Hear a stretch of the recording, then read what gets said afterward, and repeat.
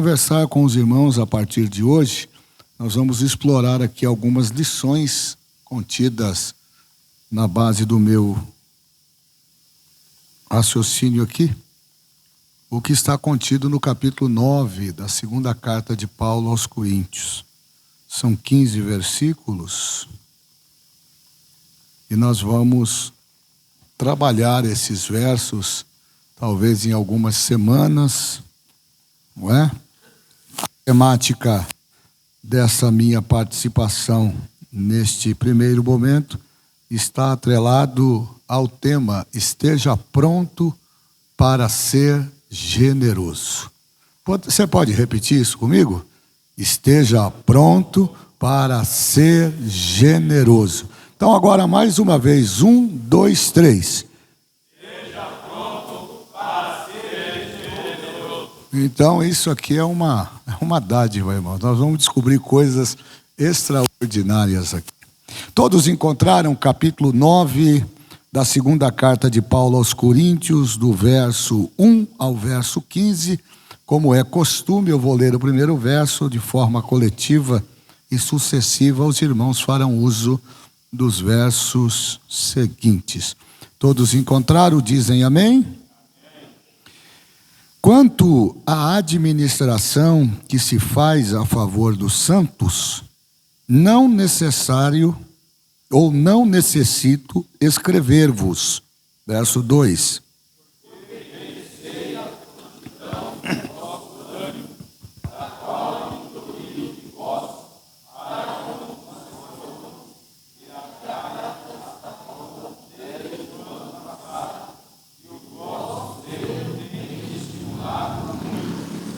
Mas enviei estes irmãos para que a nossa glória acerca de vós não seja vã nesta parte, para que, como já disse, possais estar prontos.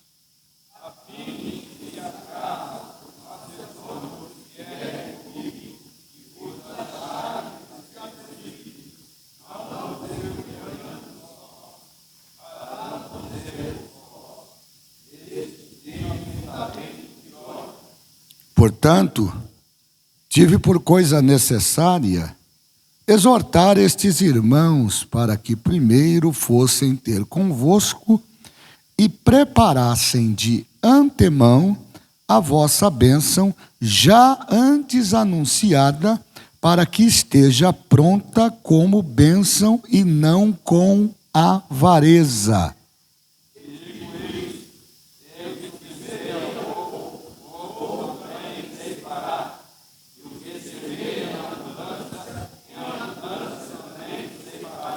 Cada um contribua segundo o que propôs no seu coração, não com tristeza ou por necessidade, porque Deus ama ao que dá com alegria.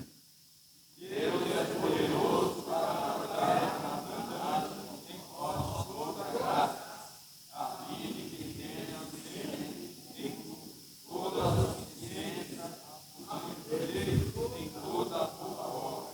Conforme está escrito, espalhou, deu aos pobres, a sua justiça permanece para sempre.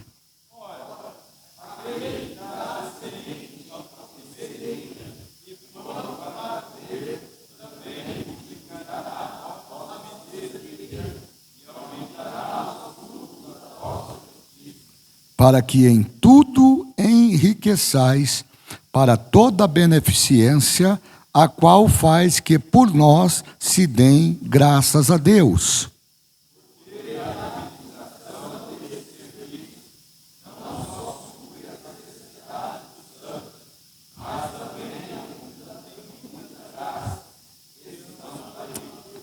Visto como na prova desta administração, glorificam a Deus pela submissão que confessais quanto ao Evangelho de Cristo e pela liberalidade dos vossos dons, para com eles e para com todos.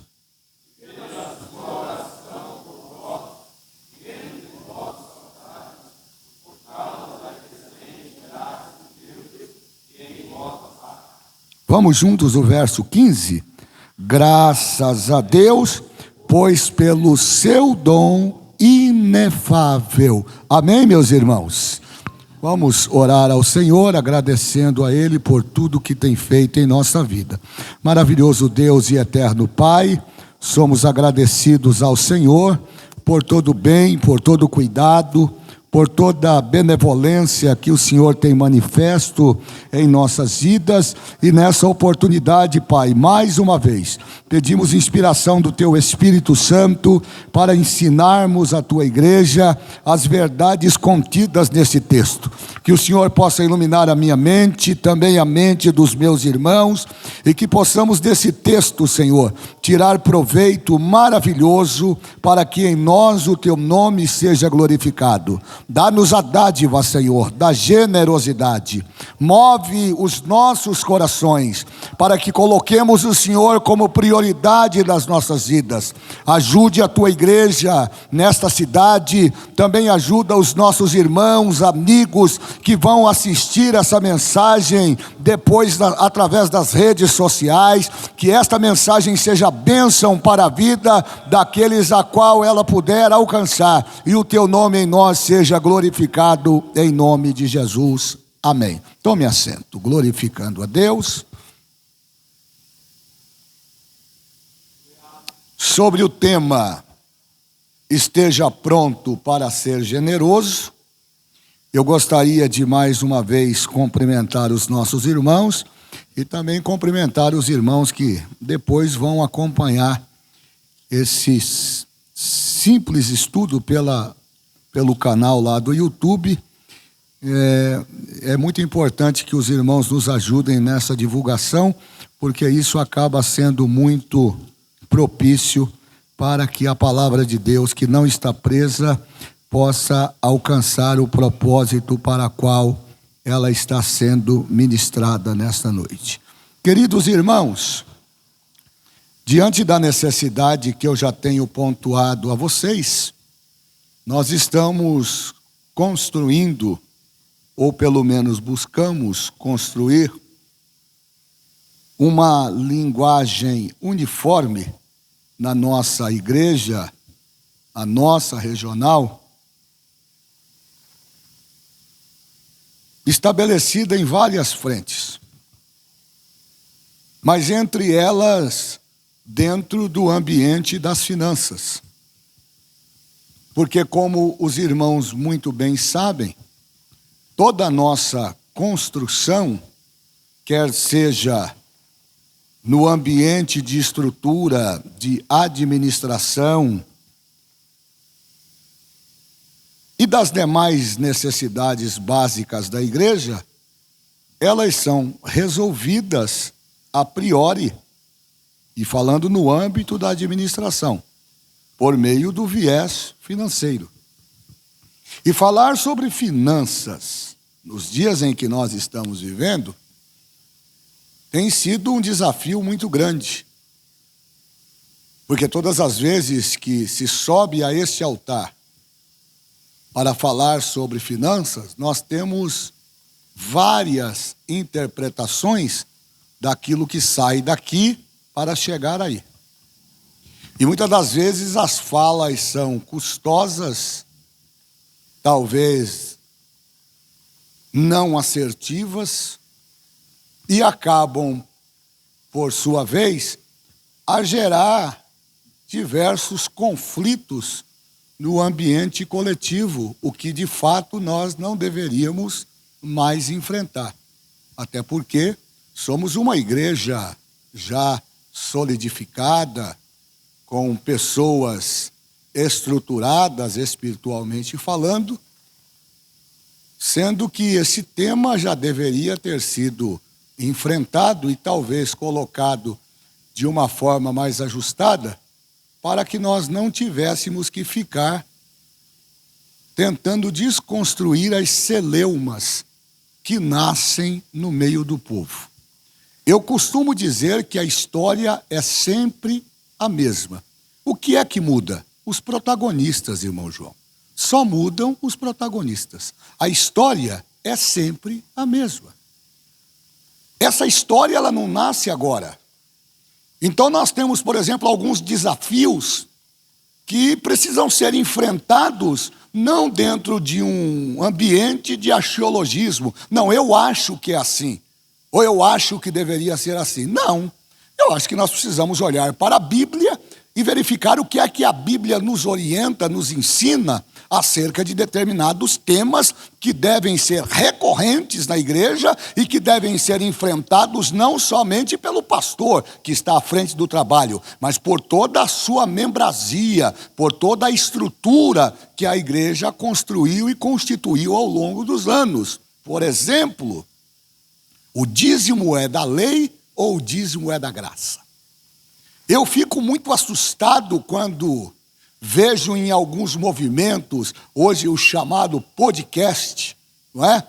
As reuniões de internet, onde se insurgem indivíduos que pregam contra a contribuição, que pregam contra o dízimo, que pregam contra as ofertas alçadas, mas que não deixam de meter a mão na gordura e arrancar a lã da ovelha. Não, eu sou contra o dízimo. Esses dias eu peguei um líder aí, não cabe dizer aqui, até por uma questão ética, dizendo que eu deveria provar onde é que está na Bíblia do Novo Testamento a obrigatoriedade do dízimo. Primeiro que o dízimo não é obrigatório. Essa falácia que se constrói acerca do dízimo é no sentido de desvirtuar aquilo que está determinado e dito na Bíblia. Então a grande pergunta é, o dízimo é da lei ou o dízimo é do tempo da graça? O dízimo não é nem da lei nem do tempo da graça. Se você olhar para a Bíblia, você vai ver que o dízimo já aparece no início. Abraão, quando volta da vitória contra os inimigos que haviam tirado o seu sobrinho de suas terras, de suas propriedades, e traz a eles a libertação, trazendo consigo os despojos, a Bíblia diz lá em Gênesis que ele encontra no caminho um sacerdote chamado Melquisedeque. Melquisedeque não pediu nada para ele, mas ele reconheceu a autoridade de Deus sobre a vida daquele homem, que também era rei de Salém, e diz a Bíblia que ele foi lá e pagou o dízimo, do verbo pagar. Abraão pagou o dízimo, Isaac pagou o dízimo, Jacó pagou o dízimo.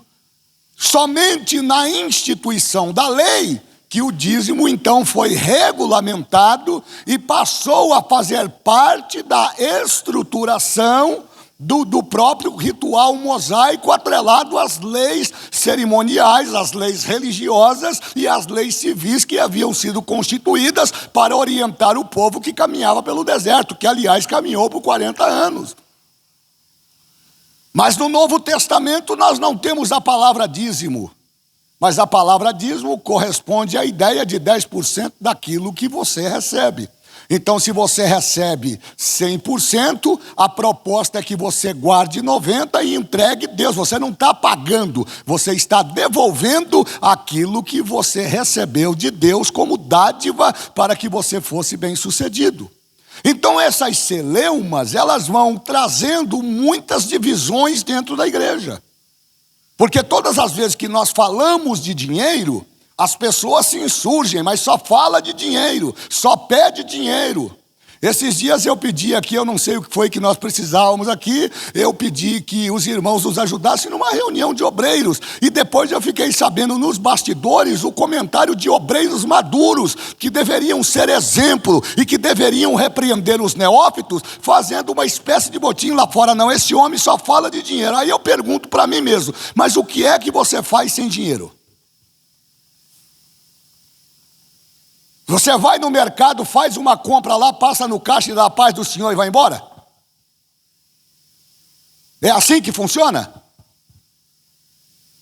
Você tem que ter o dinheiro para pagar. Então a igreja ela não subsiste de recursos do governo, a igreja não subsiste de recursos de empresas, a igreja subsiste e se mantém pelos donativos, pelas ofertas, pelas coletas, pela contribuição, que são vários sinônimos, que os membros do corpo trazem para que ela possa efetivamente cumprir os seus compromissos. E é baseado então neste sentimento que nós vamos denominar aqui de generosidade, porque é disso que trata o capítulo 9, que eu quero conversar com os irmãos nessa noite, talvez numa sequência de ensinos que vão mostrar que o ato de ser generoso nada tem a ver com o nosso axiologismo. O ato de sermos generosos e de nos apresentarmos a Deus com aquilo que está vindo às nossas mãos é simplesmente reflexo daquilo que Ele tem feito nas nossas vidas. E olha que Deus tem feito coisas maravilhosas. É que a gente não para, nós estamos vivendo tão no automático que a gente não para um pouquinho para olhar para trás, não no sentido de sermos saudosistas, mas somente no sentido de perceber o cuidado de Deus nos mínimos detalhes da nossa vida. Nós só estamos aqui hoje porque Deus tem cuidado de nós. Você pode ver que o mundo está à bancarrota, muitas discussões, uma insegurança jurídica muito grande na nação. A gente não sabe o que vai acontecer, mas aí a gente olha para dentro de nós, olha para dentro de casa. Hoje de manhã eu dei uma olhada, olhei ali para a despensa, olhei para o fogão e eu falei, graças a Deus, dormi, acordei e até aqui o Senhor me sustentou. Então esse sentimento ele deve ser consolidado de maneira que nós enfrentemos esta temática como ela tem que ser enfrentada. Então eu construí aqui toda uma estruturação para conversar um pouco com os irmãos à luz da Bíblia, usando como exemplo o que acontece nessa história relatada na segunda carta dirigida à igreja de Corinto, escrita pelo apóstolo São Paulo, na ocasião em que ele adverte a igreja sobre a importância do ambiente da generosidade num contexto bíblico. Então a temática, ela se consolida da seguinte maneira: a linha de pensamento iniciada na segunda carta aos Coríntios, ela não necessariamente começa no capítulo de número 9. Toda essa história construída e consolidada por Paulo nos 15 versículos do capítulo 9, elas se iniciam lá no capítulo de número 8. E eu queria pedir para que um dos irmãos me ajudasse, porque nós precisamos ser bastante objetivos no tempo. E nós vamos ler alguns versículos do capítulo 8 da segunda carta de Paulo aos Coríntios. Se você tiver com a sua Bíblia aberta, você pode fazer a leitura. Você vai ler o verso primeiro, vai ler até o verso 4, 5. Vamos ver até onde dá para você ir. Então a linha de pensamento iniciada aqui no capítulo 9, ela de fato não começa no capítulo 9. O assunto, ele é trazido pelo apóstolo Paulo já no capítulo de número 8. E lá ele vai continuar de forma ininterrupta, construindo esta fala no seu capítulo 9 e mostrando a importância da generosidade na vida espiritual daqueles que professam o nome de Jesus. Paulo acrescenta a esta exortação que ele traz no capítulo 9, concernente à coleta direcionada a uma necessidade eminente à igreja de Jerusalém. Quem é que encontrou aí? Segunda carta de Paulo aos Coríntios, capítulo 8, do 1 ao 4. Capítulo 8, versículo 1. Também, irmãos, vós fazemos conhecer a graça de Deus dada às igrejas da Macedônia. Como em muita prova de tribulação, houve a abundância do seu gozo. E com a sua profunda pobreza, superabundou em riqueza da sua generosidade. Porque segundo o seu poder, o que eu mesmo testifico, e ainda acima do seu poder, deram voluntariamente, pedindo-nos com muitos rogos a graça e a comunicação desse serviço que se fazia para com os santos. Pode ler o 5 também? E não somente fizeram como nós esperávamos, mas também a si mesmo se deram primeiramente ao Senhor e depois a nós, pela vontade de Deus. Aí quando ele chega no verso 6, ele diz assim: de maneira que exortamos a Tito, que assim como antes tinha começado, assim também acabasse esta graça entre vós. Então me parece aqui que o apóstolo Paulo está falando daquilo que a igreja na Macedônia está fazendo diante da necessidade que chega ao seu conhecimento das dificuldades sofridas pela igreja em Jerusalém. É preciso destacar que a igreja em Coríntios já é uma igreja consolidada, e a igreja da Macedônia é uma igreja recém-criada. Então, quando Paulo escreve a carta no capítulo 8, ele primeiro está trazendo a memória desta igreja recém-criada na Macedônia, os exemplos que a igreja de Corinto sempre manifestou no sentido de ajudar. A igreja de Corinto é conhecida como uma igreja que sempre abriu a mão para abençoar a obra de Deus. Ora, pastor, mas se a igreja de Corinto sempre ajudou, por que é que Paulo vai escrever agora no capítulo 9 uma carta com uma exortação tão significativa?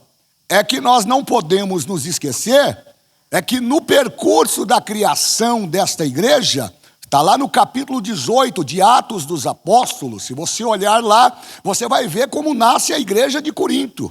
A igreja de Corinto nasce do enfrentamento de Paulo contra as seitas e heresias que já estavam naquela região. Era Paulo pregando e os inimigos desmontando. Era Paulo falando a verdade e os inimigos aparecendo com mentira. Era Paulo se impondo e pregando a mensagem do evangelho e os inimigos querendo calar a sua boca, ao ponto de Deus se manifestar e falar para ele: fique tranquilo, não tenha medo, porque ninguém vai lançar mão sobre a sua vida. Eu tenho propósito nesta cidade e tenho aqui muitos que haverão de ser salvos. A Bíblia diz, capítulo 18 de Atos dos Apóstolos, que Paulo ficou na cidade de Corinto 1 ano e 6 meses para implantar esta igreja.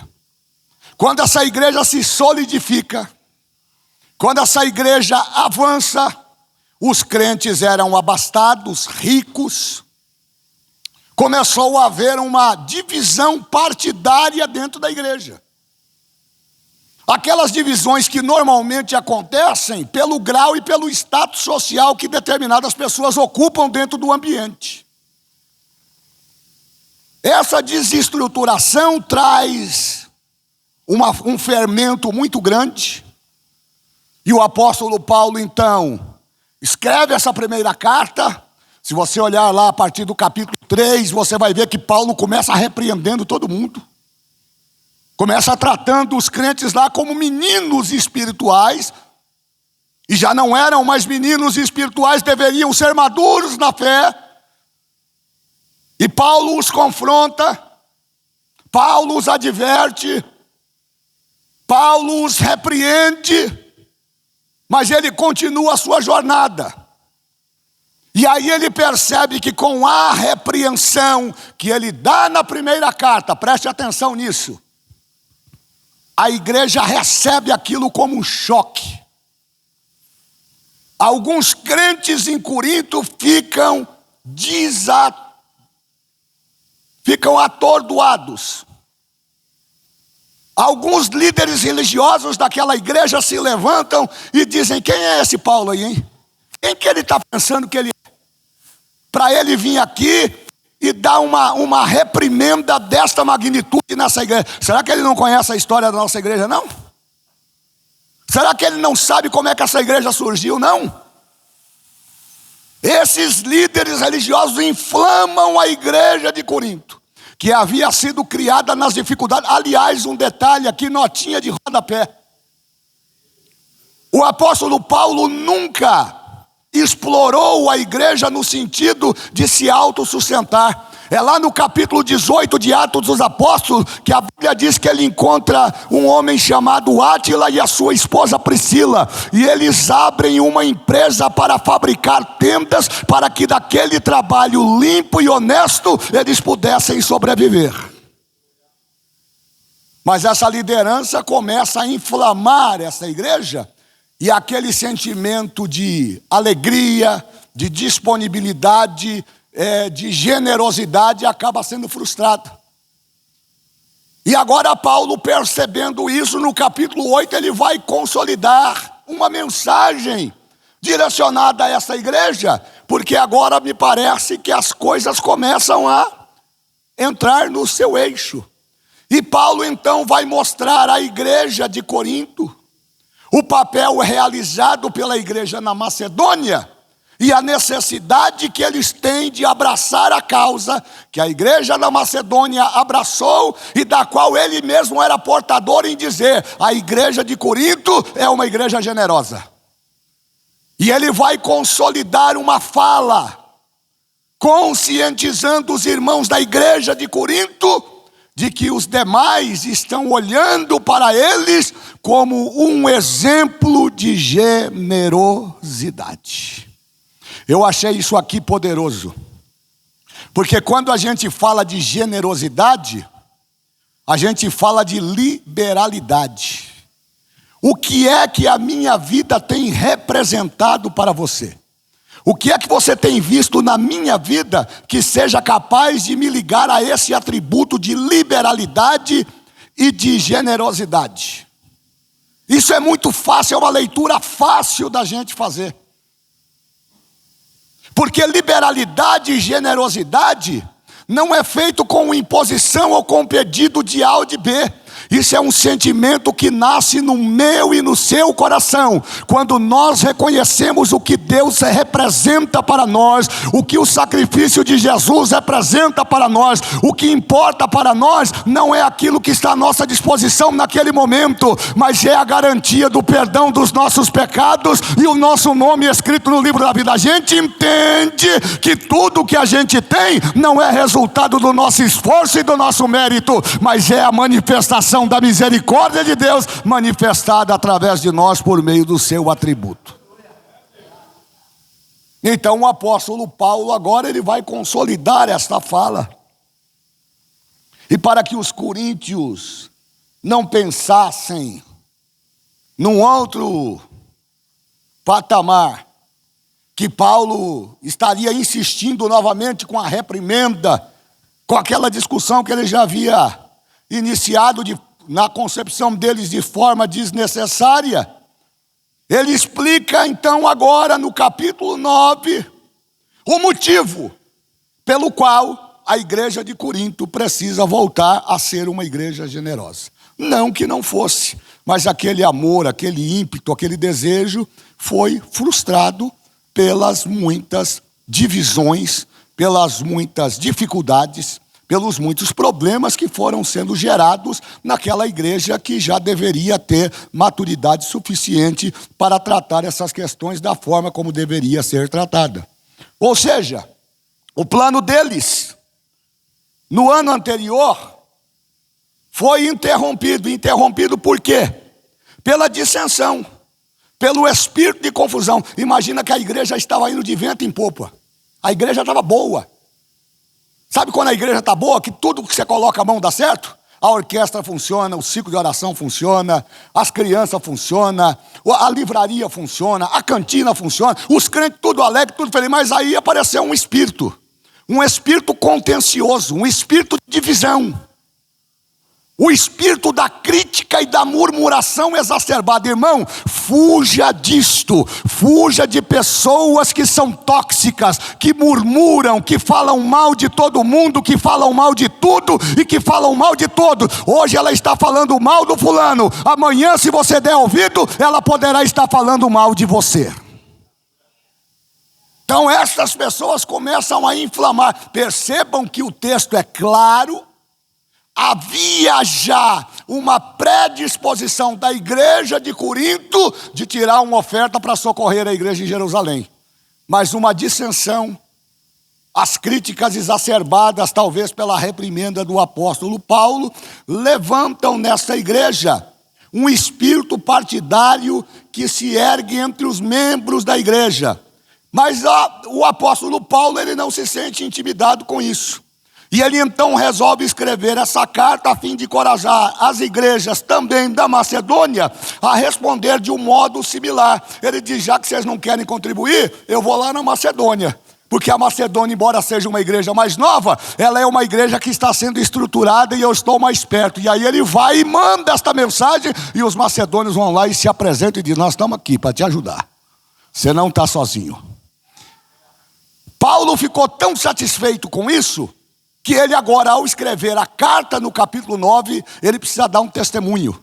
E o seu testemunho é um testemunho de fé. Ele quer dizer aos crentes da igreja em Corinto, primeiro, que eles deixassem aquela inércia, deixassem as divisões, deixassem as contendas, deixassem as brigas partidárias dentro da igreja e voltassem a se comportar como crentes maduros e voltassem a cumprir aquilo que eles já haviam iniciado no ano passado, porque eles também foram compelidos a ajudar a igreja em Jerusalém, mas por conta da divisão eles recuaram e não quiseram mais assumir o papel que lhes cabia. Então o capítulo 9, Paulo vai chamar a atenção deles para que eles voltem a se auto-organizar para cumprir esse propósito que já havia sido por eles recebido e que agora fora interrompido por conta dessa situação que não estava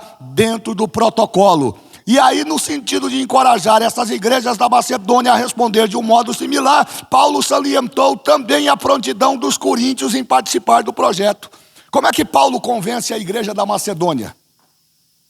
Ele diz: olha, a igreja modelo é a igreja de Corinto. Paulo não vai denegrir a igreja de Corinto. Ele vai dizer aos macedônios que a igreja de Corinto, embora ela esteja atravessando uma turbulência, ela é um exemplo de generosidade. Embora ela esteja enfrentando um momento de divisão interna, no sentido de preceitos, de valores, de ideias que não estavam colecionadas à luz da Bíblia Sagrada, mesmo assim, eles não perderam essa identidade de serem generosos e liberais no que tange a ajudar a igreja. E aí Paulo vai usar esta linguagem para chamar a atenção destes irmãos lá na Macedônia, e a menos que os crentes de Corinto completassem a coleta sem a demora adicional, pareceria aos macedônios que a vanglória de Paulo acerca dos coríntios era infundada. Qual era a preocupação dele? Ele precisa agora no capítulo 9 convencer a igreja de Corinto. Por quê? Porque lá na Macedônia, com todos esses problemas que a igreja de Corinto estava enfrentando, ele fez questão de sobrepujar esse lado generoso. Ele não foge do problema. Olha, eu tenho problemas com pessoas problemáticas. Tem lá dissensões, tem grupos partidários dentro da igreja. Mas uma coisa que a igreja não perdeu foi a essência da liberalidade e da generosidade. Isso está cravado em Corinto.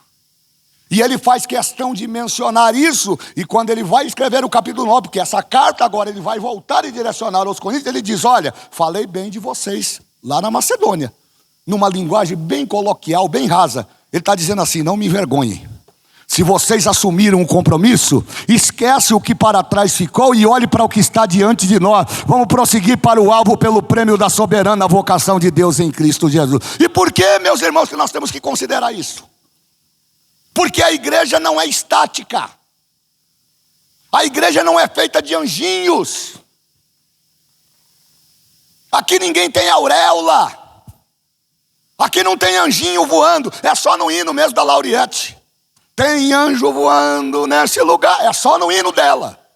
No dia a dia, muitas das vezes nós não nos comportamos como anjos. Nós somos partidaristas. Nós somos individualistas. Nós somos egoístas.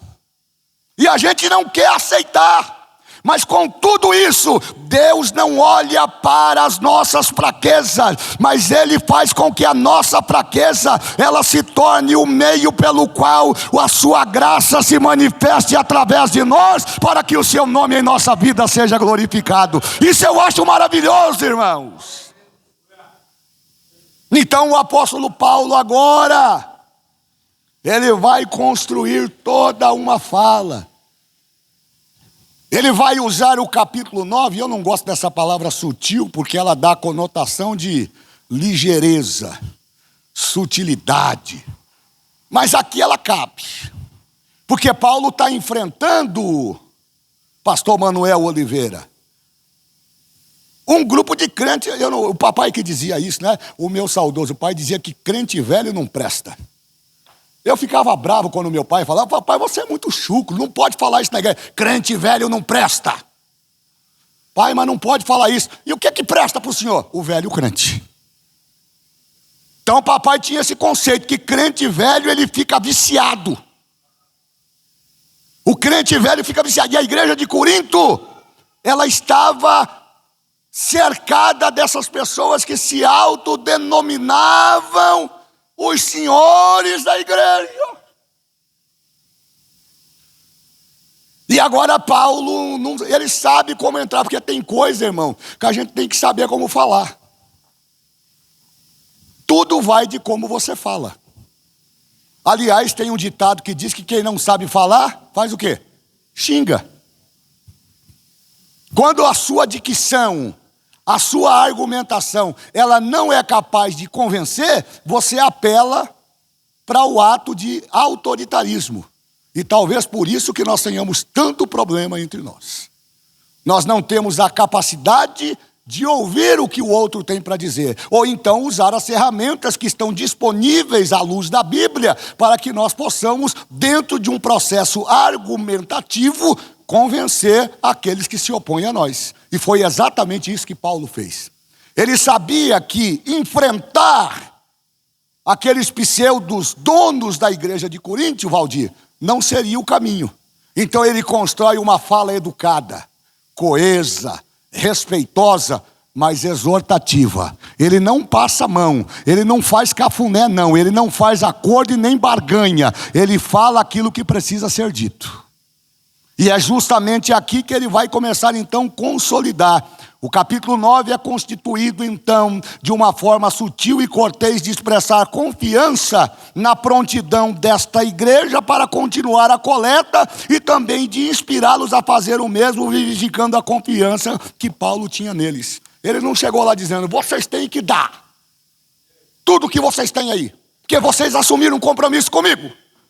E vocês arrumaram toda essa confusão, e agora vocês fecharam a mão? Não, não. Ele vai no caminho da sutileza, da educação, do convencimento. Ele diz: gente, o que vocês começaram não foi de agora. O que vocês começaram foi o ano passado. Está no texto. Está no texto. O ano passado vocês começaram isso. E ele começa no capítulo 9, Valdir, falando da administração. Irmão, você pode ser bom em tudo, mas se você for um mau administrador, tudo que você construir está fadado a ir ralo abaixo. Você pode ser um bom cantor, um bom pregador, estou olhando para o Lucas aqui, um bom tocador, um bom músico, um bom maestro, um bom pastor, um bom pregador, um bom tudo que você quiser. Mas se você não souber o princípio básico da administração, do cuidar, do organizar, você não vai avançar nas suas pretensões futuras.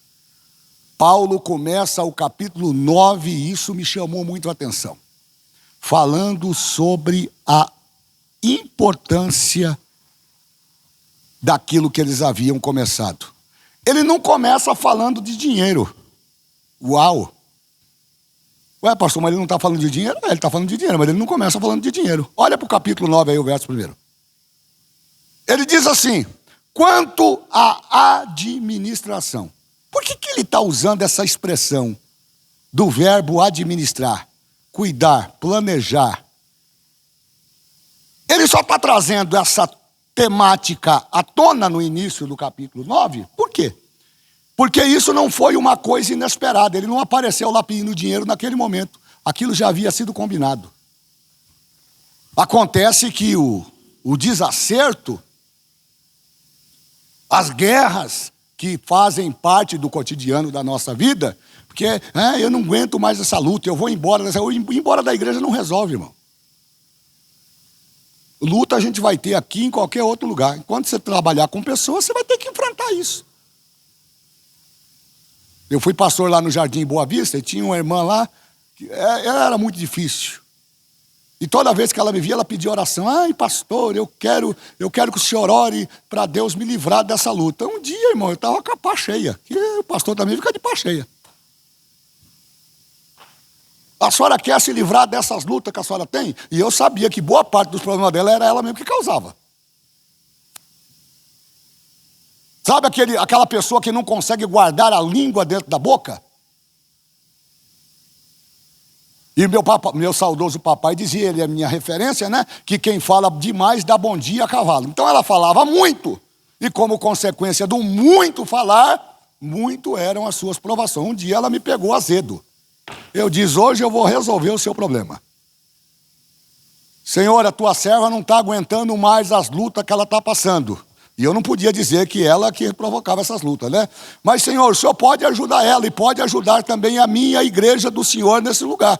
O Senhor prepara um lugar para ela no céu. Pastor, para isso. O Senhor está pedindo para Jesus me recolher? Ué, a senhora não quer se livrar das lutas? Eu só estou ajudando, estou atendendo o seu pedido. A gente quer se livrar dos problemas, mas a gente não quer entrar pelo caminho da obediência. E obedecer é melhor do que sacrificar. Obedecer é melhor do que sacrificar. Então ele começa falando sobre o ambiente da administração, dizendo, quanto à administração que se faz a favor dos santos, perceba que ele não fala a favor dele. Ele fala a favor dos santos. Não necessito vos escrever. Ele estava dizendo o seguinte, gente, o que eu vou falar aqui não precisava nem mais falar. E eu vou parafrasear esse texto aqui. Essa história aqui do estacionamento, não precisava nem falar.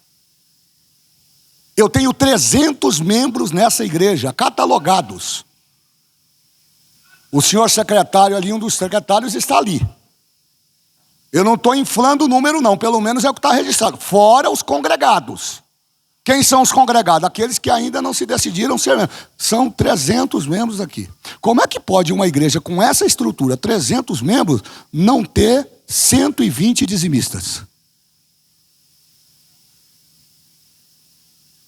Alguma coisa está errada. Então, o que o apóstolo Paulo está dizendo aqui para os irmãos da igreja de Corinto é o seguinte, gente, no ambiente da administração, não era nem necessário eu falar o que vocês já sabem de có e salteado. E eu quero aplicar a exegese do texto. Não é nem necessário que eu vos escreva. Porque bem sei, aí ele faz elogio. Ele começa elogiando, verso 2. Porque eu bem sei a prontidão do vosso ânimo, da qual me glorio de vós para com os macedônios. Aí ele está falando, eu falei bem de vocês lá para os macedônios. Eu disse que com todos os problemas que a gente tem, vocês são liberais, vocês são generosos. Então o que eu estou falando aqui não haveria necessidade de falar, mas já que eu estou falando, eu vou continuar falando. Verso de número 2 ainda. Que a Acaia está pronta desde o ano passado e o vosso selo tem estimulado muito. Então ele está dizendo, vocês já estão prontos desde o ano passado. O que houve aí foi uma interrupção que eu espero que agora seja vencida. Ou seja, essa disposição dos crentes em Coríntios em dar, em doar, em ser liberal, foi uma coisa que me chamou a atenção. Porque todas as vezes que a gente olha para a carta de Paulo aos Coríntios, principalmente a primeira carta, nós vamos ver muitos incidentes que tornam essa igreja uma igreja com um aspecto de igreja problemática. Eu não sei se vocês têm essa impressão quando lê essas cartas. Esse é o sentimento que eu tenho. Inicialmente ali no capítulo 3, no capítulo 4, o apóstolo Paulo, ele é exemplar. Ele é, muitas das vezes, ríspido nas suas palavras para tratar de demandas internas da igreja. Ele não alivia. Mas com todos esses problemas, essa igreja é uma igreja exemplar no ambiente da contribuição. E ele, percebendo isto, ele quer destacar a disposição que esta igreja tem de ser generosa, porque dar é uma dádiva. Aliás, o dar aqui é um artigo, né? É um artigo. E tem a conotação, a preposição da, né? A preposição de, que é lá de posse, que está atrelado à posse. Aqui o E é trocado pelo A. É o dar, que significa dizer posse. Eles abrem mão daquilo que eles têm para socorrer a igreja. Eles não são mesquinhos, eles não são medíocres, mas eles são fiéis mesmo com todas as sortes e problemas que os acompanham. É uma igreja estigmatizada e marcada por problemas das mais diversas ordens. Então, ele começa dizendo: eu não tenho necessidade de escrever a vocês a respeito dessa assistência aos santos, gente. Eu não tenho necessidade de ficar aqui todo dia brigando, gritando com vocês. Contribua, ajude. Não há necessidade disso. Vocês sabem disso. Vocês são esta essência. Vocês demonstram isso no dia a dia. Quando as outras pessoas olham para vocês, sabem que vocês são uma igreja liberal e uma igreja generosa. Mas ele continua dizendo: eu reconheço a disposição em ajudar. Nenhuma outra igreja no Novo Testamento chegou aos pés da igreja de Coríntio no quesito generosidade. E eu desafio qualquer leitor da Bíblia a me mostrar qual foi a igreja mais incisiva em cuidar dos santos, em dar oferta, em dar assistência do que essa igreja. Essa igreja é um exemplo de liberalidade. Essa igreja é um exemplo de generosidade. Essa igreja não esperava o irmão ficar desempregado para ficar murmurando na porta dizendo que ele está desempregado, que ele está na prova, está em pecado. Não. Quando a igreja percebia que havia algum problema entre eles, ela mesma corria, saía na frente para socorrer. Não estou falando aqui daquela minoria que ficava fazendo confusão. Eu estou falando da coletividade, como a igreja como um todo. Então ele vai dizer agora: eu reconheço a disposição em ajudar. E já mostrei, por exemplo, aos macedônios o orgulho que eu tenho desta igreja, dizendo que desde o ano passado, vocês aí da Acaia, não é? Que é um codinome que ele usa para destacar essa igreja. E ele vai falar lá na frente, ele vai usar esse codinome Acaia lá na frente, não é? Estavam prontos para contribuir. A dedicação de vocês motivou a muitos. O que ele está dizendo?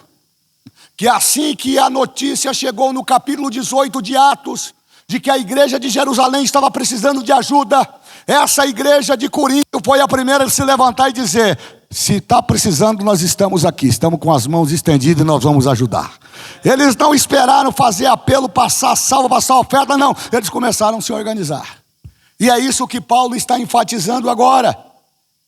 Aí ele vai trazer a ideia de que essa igreja, ela não só tem a disposição para dar, ele também vai mostrar nos versos seguintes, a partir do verso 3 até o 5, a respeito desta assistência que a igreja de Coríntios, ela dá e procura dar aos santos. Aquilo que eu falei agora.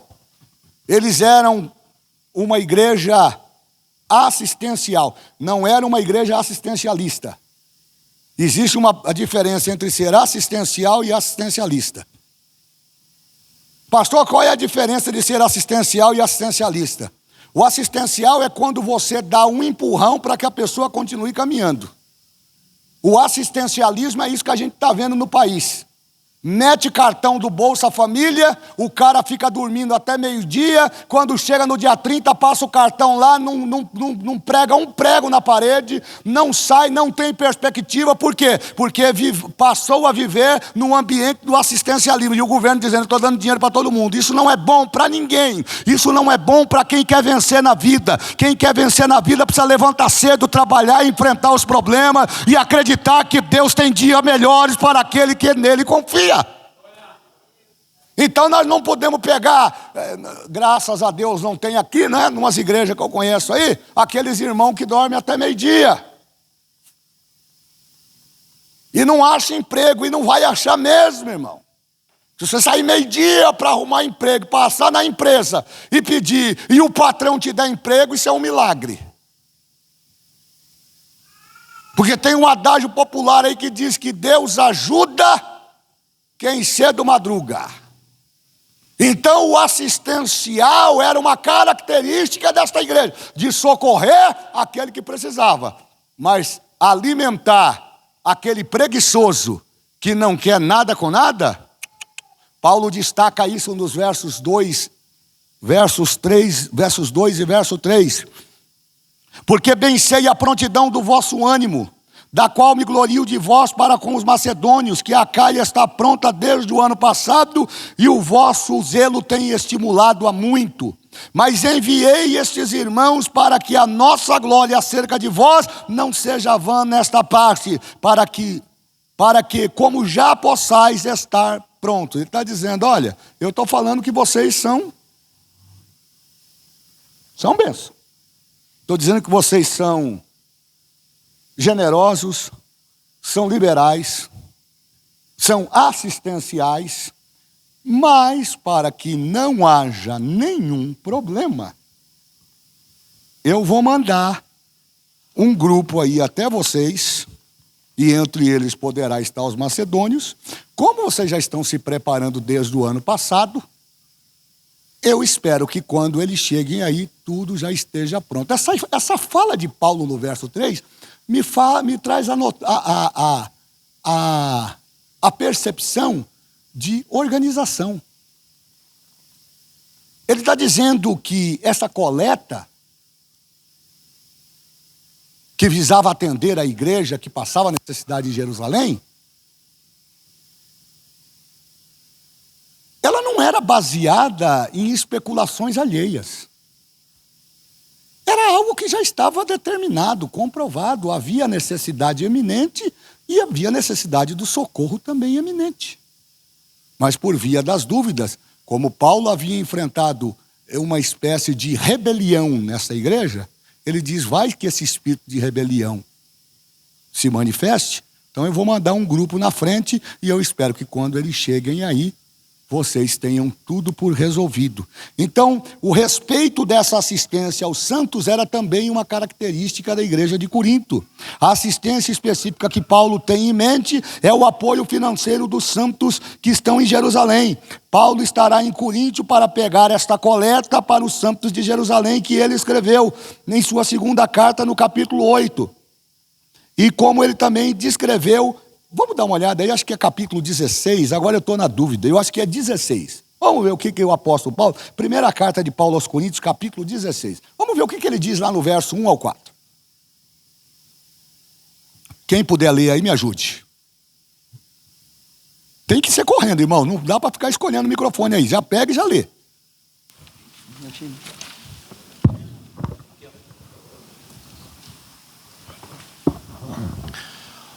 Ora, quanto à coleta que se faz para os santos, fazei vós também o mesmo que ordenei às igrejas da Galácia. No primeiro dia da semana, cada um de vós ponha de parte o que puder ajuntar. Olha isso. Conforme a sua prosperidade, para que se não façam as coletas quando eu chegar. E quando tiver chegado, mandarei os que, por carta, aprovardes, para levar a vossa dádiva a Jerusalém. E se valer a pena que eu também vá, irão comigo. Pode ler o outro, pastor. O 5. Irei, porém, ter convosco depois de ter passado pela Macedônia, porque tenho que passar pela Macedônia. Olha só o que é que Paulo está dizendo. Pode tá bom até aí. Tá bom até aí. O que ele está dizendo aqui no capítulo 16 da primeira carta aos Coríntios? Ele está dizendo para os crentes desta igreja que aquilo que foi acordado está de pé. E que se você deu a palavra, você agora precisa cumprir a palavra que você deu. Então ele está num ambiente de organização. Ele está dizendo, olha, nós estamos nos preparando para ajudar uma igreja importante. E não dá para fazer uma ajuda dessa magnitude sem aquilo que nós chamamos de planejamento. O planejamento é essencial, por exemplo, para a gente enfrentar uma demanda como essa. Todo dia que eu converso com o engenheiro, todo santo dia, eu acho que ele dorme e acorda pensando em mim. De tanto que eu estou aborrecendo esse coitado desse engenheiro, o George. Mas cada dia que eu converso com ele, ele tem uma novidade para me contar. Que vai precisar disso, que vai precisar daquilo, que vai precisar daquilo. Ou seja, a ideia de planejamento é algo que se impõe num projeto como esse, assim como está sendo consolidado aqui. O apóstolo Paulo não está pedindo dinheiro de forma aleatória. Quando a gente pede aqui, mas é tanto trabalho, é Camp, é Umademp, é Cibemp, é não sei o quê, não sei o quê. Mas vamos olhar para os resultados, irmãos. Não vamos olhar só para o lado negativo dos questionamentos. Eu estou falando à igreja, aos meus irmãos. Eu estou falando àqueles que deveriam estar nos ajudando a carregar a carga. Quando a gente pede o apoio, quer num projeto específico, quer num projeto paralelo, o que é aí um projeto paralelo? Me dá uma ideia aí. O violino. A orquestra agora está presenteando um dos nossos irmãos aqui com um violino. Eu não gosto muito da palavra sorteio, porque dá conotação de jogo, e não é essa a ideia. Mas está fazendo uma ação social, parece que tem que ficar implorando. Mas e se eu ganhar, eu não sei tocar. Se você não sabe tocar, você ganha da alguém que deseja tocar e vai dar tudo certo e o nome de Jesus vai ser glorificado. Você sabe como é que se chama isso? Generosidade, liberalidade. Você dá aqui, Deus te dá lá na frente e o nome dele é glorificado. Eu tive uma experiência. Eu tinha um Fiatzinho o Fiat Uno Mille. E ele estava bonitinho, irmãos. Olha que coisa interessante. Eu ganhei esse carro de um amigo meu, que é pastor de uma igreja co-irmã lá em Perus. Eu cheguei lá, eu trabalhava lá para a igreja dele. Um dia eu cheguei no sábado de manhã, ele estava com aquele carro na garagem. Ele falou assim para mim, Abacuque, eu preciso tirar esse carro daqui. Você não quer levar esse carro embora para você? Eu falei, rapaz, não tem dinheiro não. Não, mas não estou te vendendo, eu estou te dando. É mesmo? Aí entrei no carro, pastor Davi, sentei e as minhas costas ajustou no banco. Mas eu já tinha um carro. E o meu carro era relativamente novo. Falei para ele, companheiro, eu vou ficar com o carro. Mas você vai me dar mesmo? Vou te dar, vou te passar documento. Só você tem que pagar umas multinhas, né? Porque as multinhas vêm de pacote, né? De sobremesa. Tem que pagar as multinhas, licencia ele e tá tudo bem. Fui, peguei o carro, esse carro tinha a placa lá de Várzea Paulista, fui lá no Detran, paguei as multas, licenciei, transferi para o meu nome. Aí eu falei, rapaz, esse carro, vou fazer um dinheiro nesse carro. E vou guardar. Aí mandei na oficina, o camarada desmontou o carro, ele deixou o carro lindo. A Elaine, na época, não sei se a missionária está aí, mas ela na época trabalhava lá no centro, no CETEC, Várzea Paulista, lá com o pastor Sidney, na casa de recuperação. Ela era assistente social lá. E eu usava esse carro para uma outra atividade que eu tinha fora do escritório, que era uma distribuidora de materiais. Eu olhei para o pastor Manuel aqui, lembrei dele, de material elétrico. Vendia. Logo começou a sair essas lâmpadas de LED. Eu, com um amigo, resolvemos montar uma empresa ME, então cada um fazia as suas vendas. E eu mandei fazer um logo e coloquei na porta. O carro novinho, ficou lindo. Coloquei 4 pneus. E eu, no meu coração, vou pegar esse carro, vou vender esse carro, vou fazer dinheiro e vou guardar. Irmão, aprenda o princípio da generosidade. É muito natural. Eu não pedi, eu ganhei. O que eu fizesse com o dinheiro que eu eventualmente conquistasse desse carro era legítimo, era meu. Mas toda vez que no meu coração eu dizia, eu vou vender esse carro, eu vou pegar esse dinheiro e vou guardar e vou aplicar em outra coisa, o meu coração fechava. Como é que pode o seu coração fechar com um sentimento que você mesmo está construindo? E aí eu dizia, não, isso é coisa da minha cabeça, eu vou vender, eu vou guardar esse dinheiro, eu vou aplicar em alguma coisa. Esse carro é meu, eu não gastei nada, não tenho satisfação para dar para ninguém. E aí vinha o sentimento, mas o irmão não te deu o carro, como é que você vai vender o carro e vai guardar o dinheiro e aplicar em outra coisa? Isso não é certo. Não, mas ele não me deu o carro. E eu ficava nesse conflito. Um dia eu estou lá na Avenida Rio Branco, pensando no que eu ia fazer com o carro, Aguinaldo. Eu vou vender esse carro. Chega, amanhã eu vou numa feira e vou vender esse carro. Vou lá na Edgar Facó, logo cedo, e vou vender esse carro. Parei no farol. Quando eu estou saindo, vem uma madame com um carro lindo atrás. Eu já estava com o carro engatado. Ela deu uma pancada na traseira do carro. Irmãos, eu estou falando diante de Deus, estou no altar. Não mexeu a placa. Não saiu a placa do lugar. Ela ficou desesperada. Eu estava no telefone, o telefone celular, né? O vilão.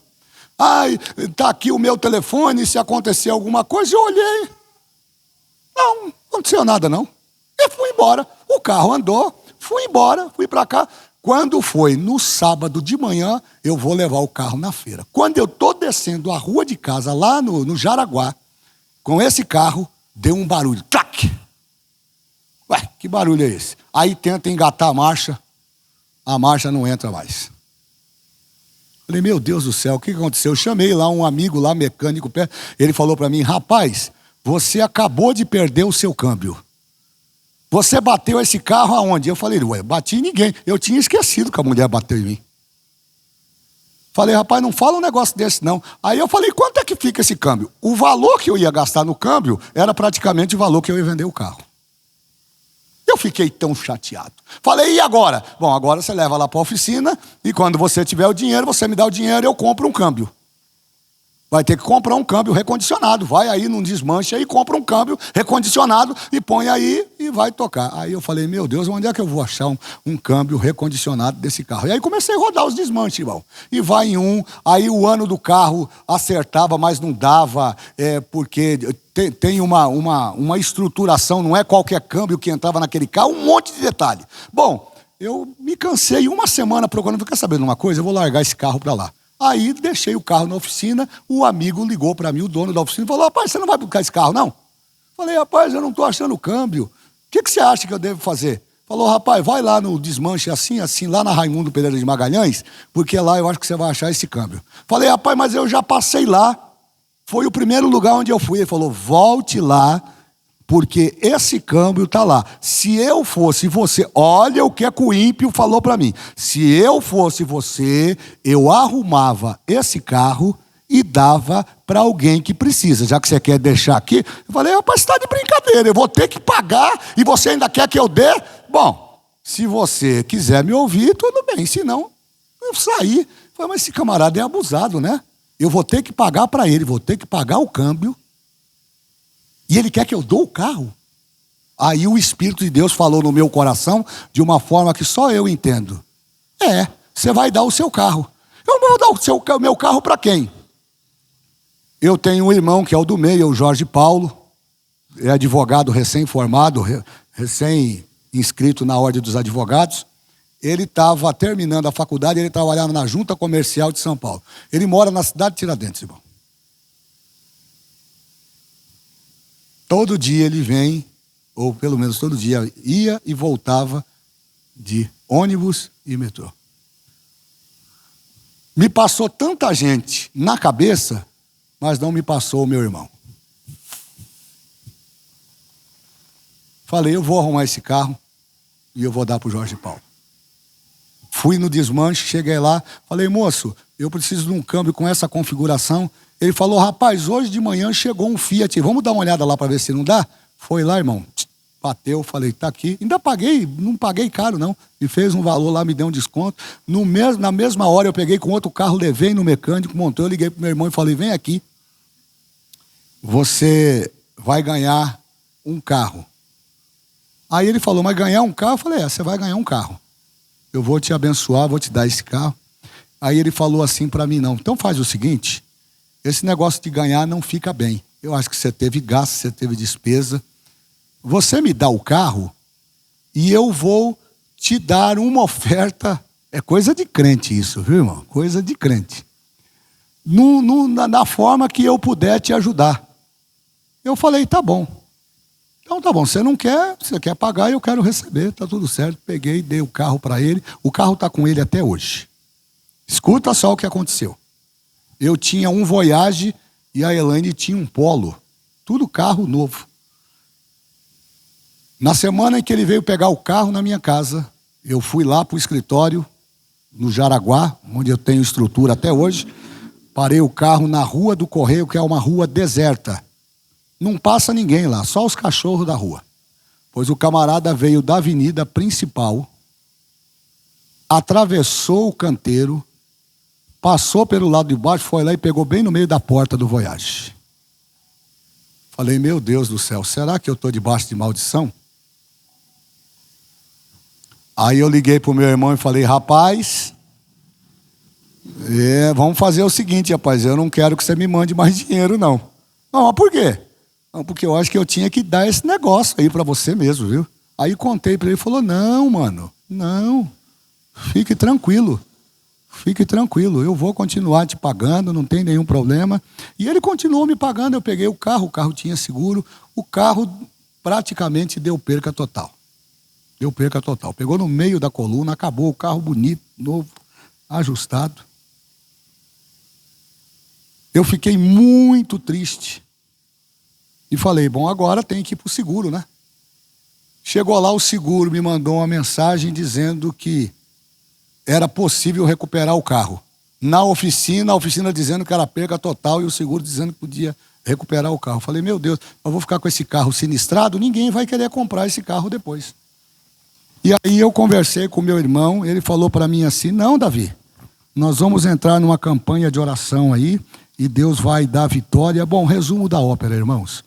O seguro me deu um outro carro, o valor do outro carro.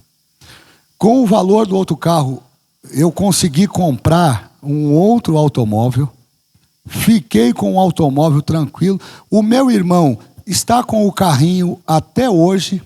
Até hoje ele falou para mim, esse carro ele veio como uma resposta de providência, de fidelidade. Aí ele contou para mim que nesse período em que ele recebeu de mim esse carro, que eu dei o carro para ele num valor simbólico, não sei nem quanto era, um valor pequenininho. Falei, pode ficar aí para você, ver o que você quer fazer aí. Ele falou para mim que naquele mês ele havia disponibilizado de um valor para ajudar um irmão dentro da igreja. O que eu quero dizer com toda essa história que eu estou contando? Generosidade atrai liberalidade. E liberalidade atrai bênção de Deus para a vida daqueles que são capazes de abrir a sua mão. Irmão, nós não vamos levar nada deste mundo. Vocês querem ver uma coisa? A primeira carta de Paulo a Timóteo, capítulo 6. Vamos dar uma olhada e eu estou parando por aqui. Semana que vem a gente continua. Somente esse texto. Capítulo 6, eu acho que é o verso 7. Quem é que pode ler?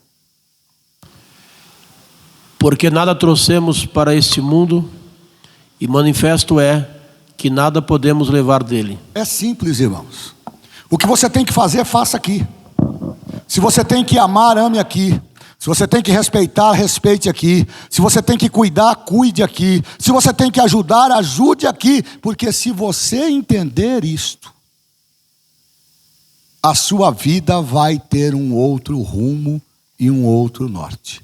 Como último texto desta noite, Atos dos Apóstolos, capítulo 11, verso 29. Paulo está justificando ainda, no verso 3, porque é que ele está pedindo oferta. E os discípulos determinaram mandar, cada um conforme o que pudesse, socorro aos irmãos que habitavam na Judéia. Essa discussão está nascendo da necessidade da igreja em Jerusalém, que agora, pela reunião dos discípulos que cuidavam da administração da igreja, entendem a necessidade de socorrer aquela comunidade, em específico a comunidade da Judéia. Era um contexto de necessidades que estavam ali estabelecidas. Mas vamos deixar para a semana que vem, nós vamos trabalhar um pouco ainda o verso de número 3, e eu quero ver se a semana que vem a gente adianta um pouco. Tem muita coisa maravilhosa para a gente aprender aqui, tá bom? Então que Deus abençoe os irmãos. Na terça-feira que vem nós vamos continuar aqui falando um pouquinho sobre essa importante missão de sermos generosos. Vamos cantar um hino para recolher os dízimos